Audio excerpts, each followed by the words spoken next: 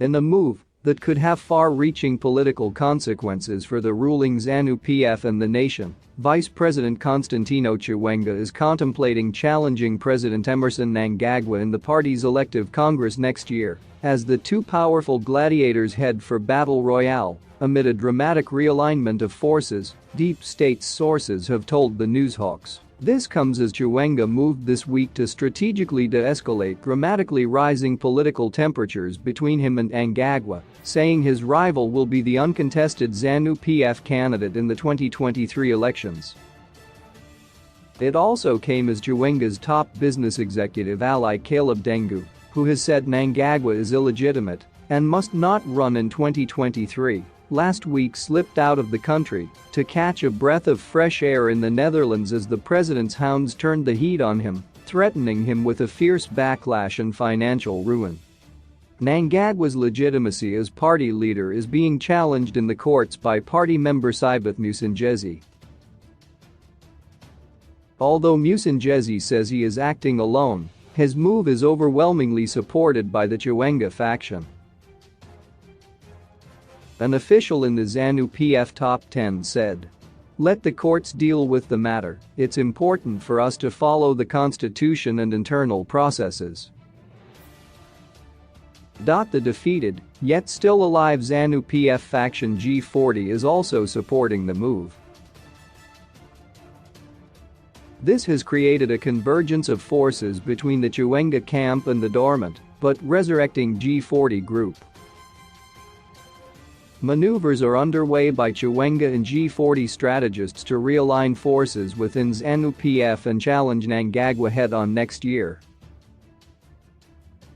Inside sources said after Mnangagwa reneged on the deal with Chiwenga prior to the November 2017 military coup that ousted the late former President Robert Mugabe to serve only one term and allow his deputy to come in 2023. Gloves are now off within the ruling party over unresolved leadership issues.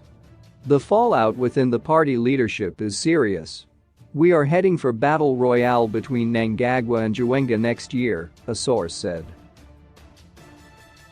That is how politics within ZANU-PF and state institutions is currently shaping up. The unresolved leadership question can no longer be managed and swept under the carpet. It has got to be settled politically, and that means through Congress next year. There is no question of another military coup. Well, perhaps a palace coup might happen, but not a putsch. The source added, when Mnangagwa took over, there was a clear understanding that he will not seek re-election in 2023. However, Chiwenga and others were shocked to see him telling the world in an interview in September 2018 during the 73rd session of the UN General Assembly in New York that he would seek re-election in 2023. That was never agreed. After that, Mnangagwa and his allies moved a gear up and launched a campaign during the December 2018 ZANU-PF conference at Mzingwane High School in Isigadini for him to serve 2 terms. At that time, it became clear Mnangagwa had broken ranks and reneged on the deal, another source said. That worsened internal strife and infighting fueled by the White City grenade attack in June 2018, which most ZANU-PF leaders know was an inside job. The 1 August 2018 killings in Harare in broad daylight and the January 2019 stay-away and bloodbath that left many dead exacerbated the situation. The political war of attrition between Mnangagwa and Chiwenga recently found expression in the president's controversial new biography as the internecine clashes over unresolved leadership issues play out in the party ahead of its elective Congress next year. That came as independent Norton MP Tembam Liswa threw the cat among pigeons through a public voice note message in which he disclosed that Mnangagwa's former advisor Chris Mnangagwa, leader of war veterans and a former minister, has been plotting to remove Chiwenga. He said Mnangagwa was recorded by the late Zimbabwe National Army commander Lieutenant General Edzai Chimonyo talking about that.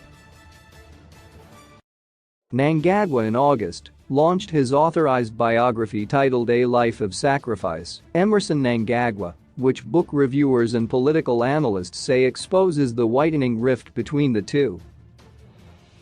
The 154-page biography, which Mnangagwa described as a brief window into his life, was authored by Eddie Cross, a former opposition MDC high-ranking official and MP.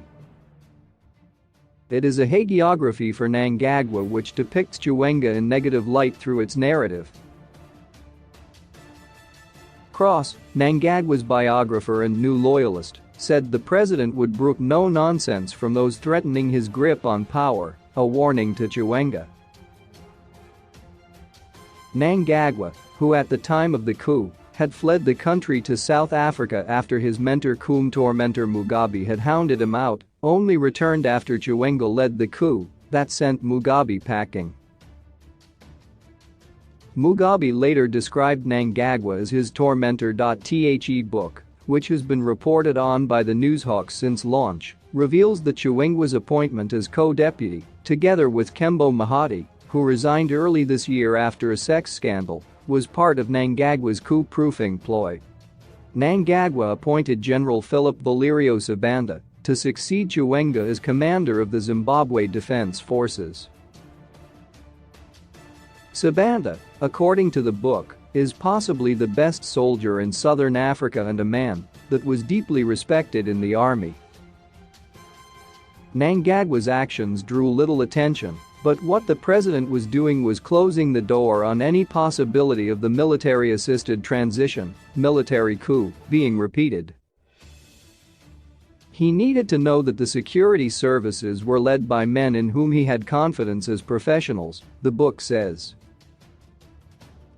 Differences between Mnangagwa and Chiwenga played out when the latter demanded that a state of emergency martial law be declared during the 2019 riots, which had been triggered by a 150% increase in the price of fuel.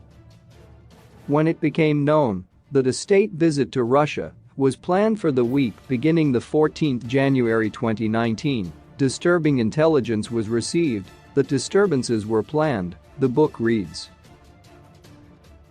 Cumulatively, this has now divided the party down the middle, leaving it regimented into two major factions led by Mnangagwa himself and Chiwenga.